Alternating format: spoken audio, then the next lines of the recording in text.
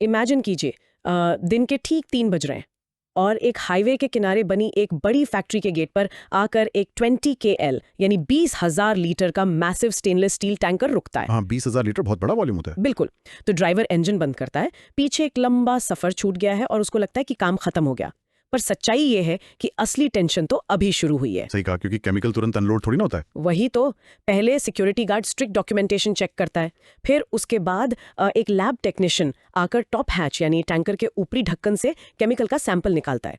और जब तक फैक्ट्री की इंटरनल लैब से उस सैंपल को ग्रीन सिग्नल नहीं मिलता ना, तब तक एक बूंद केमिकल भी फैक्ट्री के टैंक्स में नहीं जा सकता। एक बूंद भी नहीं, स्ट्रिक्ट प्रोटोकॉल होता है। एग्जैक्टली। ये सिर्फ ट्रांसपोर्ट नहीं है, ये एक हाईली सिक्योर्ड और प्रिसिजन बेस्ड ऑपरेशन है।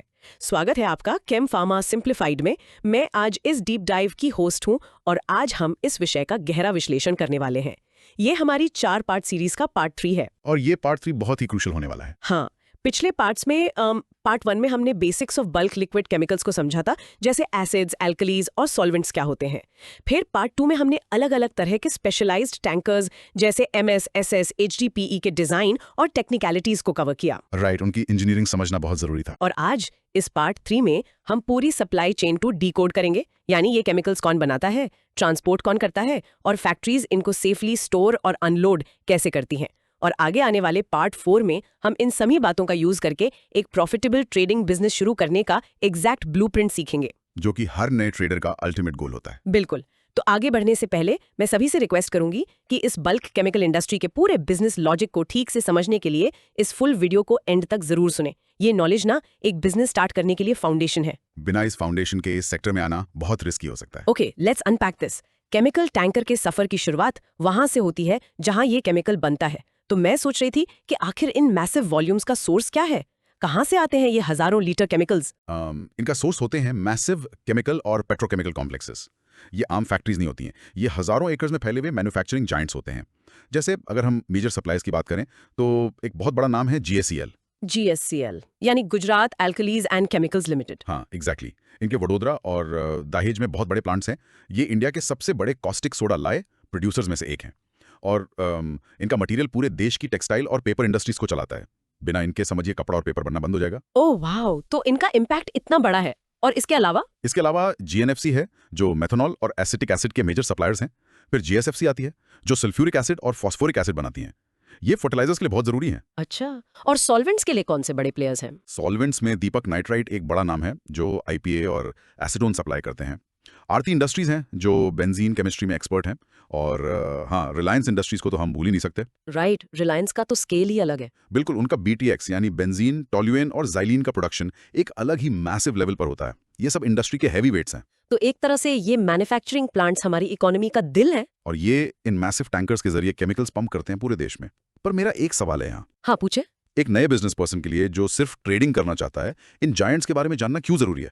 उसका तो काम बस खरीदना और बेचना है ना। यही तो ट्रिक है। एक सक्सेसफुल ट्रेडर बनने के लिए इन मैन्युफैक्चरर्स के मार्केटिंग डिपार्टमेंट्स के साथ डायरेक्ट रिलेशनशिप्स बिल्ड करना सबसे बड़ा बिजनेस एसेट है।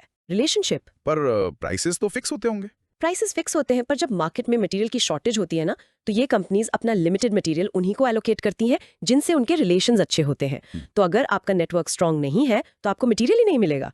इसलिए इन जायंट्स को समझना पहला कदम है। ये बहुत ही प्रैक्टिकल पॉइंट है। तो केमिकल बन गया, डील भी हो गई, पर अब इसको फैक्ट्री तक लाने के लिए आम ट्रक्स तो काम नहीं आते।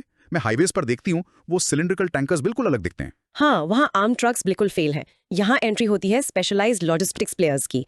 और व्हाट्स फैसिनेटिंग हियर इज कि ये नॉर्मल ट्रकिंग बिजनेस नहीं है। नॉर्मल नहीं है तो क्या है ये एग्जैक्टली? ये एक स्पेशलाइज्ड लॉजिस्टिक्स बिजनेस है, बल्कि हजार्ड मैनेजमेंट बिजनेस कह लो। क्योंकि लिक्विड ट्रांसपोर्ट करना एक सॉलिड बॉक्स ट्रांसपोर्ट करने से बहुत अलग है। लिक्विड ना गाड़ी के अंदर लगातार मूव करता है, जिसे स्लॉशिंग इफेक्ट कहते हैं। अगर ब्रेक लगाया तो 20 टन लिक्विड आगे धक्का मारेगा। ओह, उससे तो पूरा ट्रक पलट सकता है। एग्जैक्टली। इसलिए इन टैंकर्स के अंदर बैफल वॉल्स होती हैं, जो इस लिक्विड के मोमेंटम को तोड़ती हैं। इस फील्ड में कुछ मेजर कॉर्पोरेट प्लेयर्स हैं, जैसे किरण ग्रुप।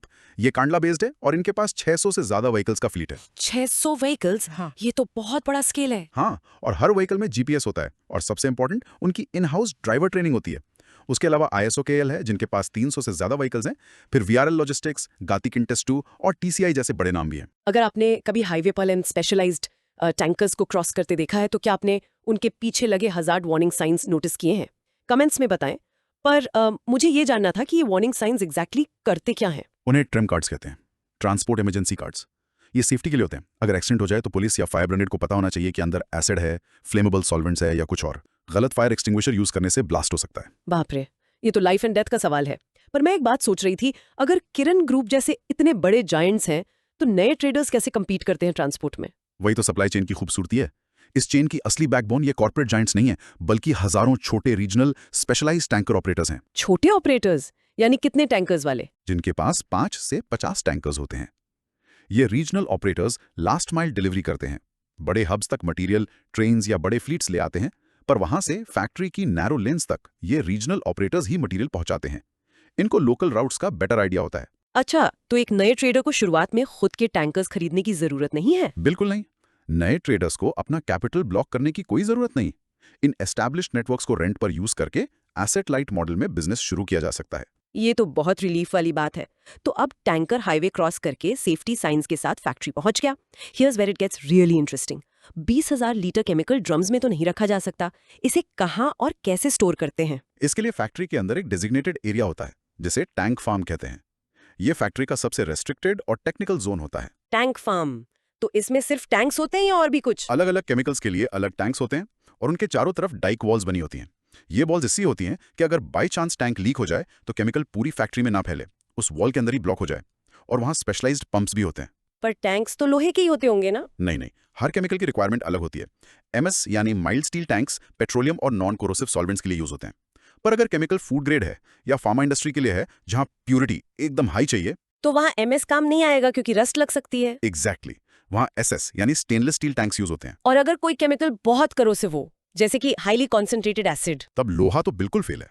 वहीं पे HDPE, हाई डेंसिटी पॉलीथीन और FRP के टैंक्स आते हैं। ये यूवी रेजिस्टेंट, लीक प्रूफ और रस्ट फ्री होते हैं।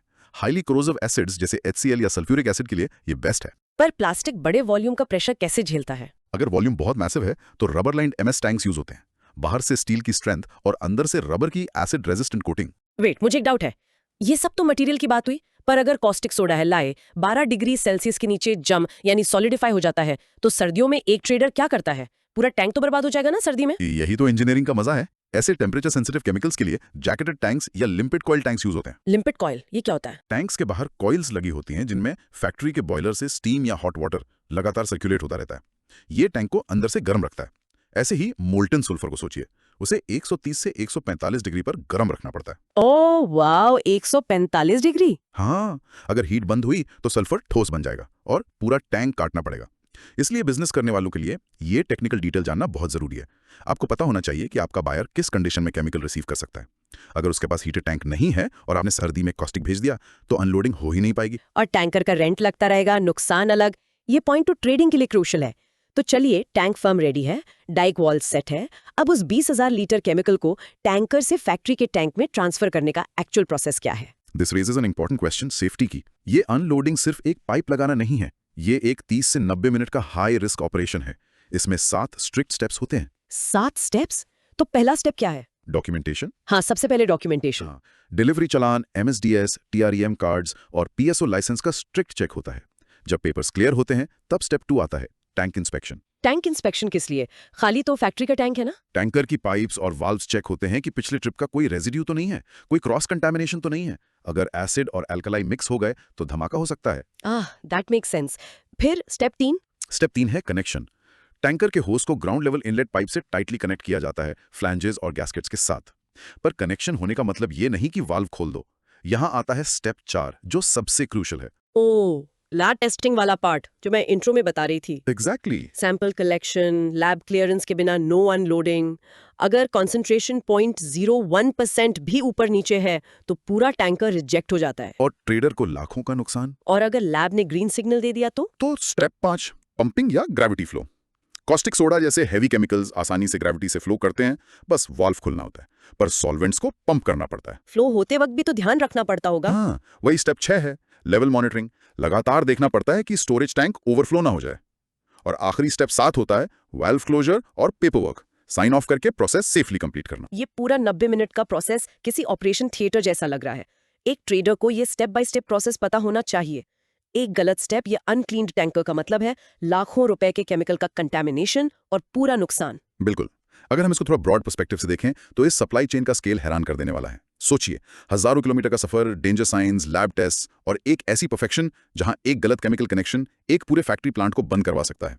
फिर भी ये सिस्टम हर दिन परफेक्टली काम करता है और हमारी डेली लाइफ के प्रोडक्ट्स बनाता है। ये सच में एक इंजीनियरिंग मावल है जिसे हम रोजाना नजरअंदाज कर देते हैं।